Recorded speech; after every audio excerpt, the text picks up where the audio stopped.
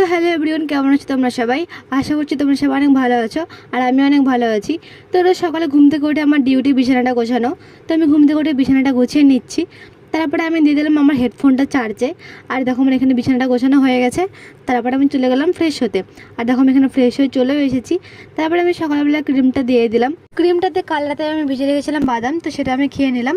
আর বাদামটা খেয়ে আমি এখানে চলে গেছিলাম রেডি হতে, বাজারে যাবো জন্য। তো আমি এখানে রেডি হয়ে একটু ঢং করছিলাম।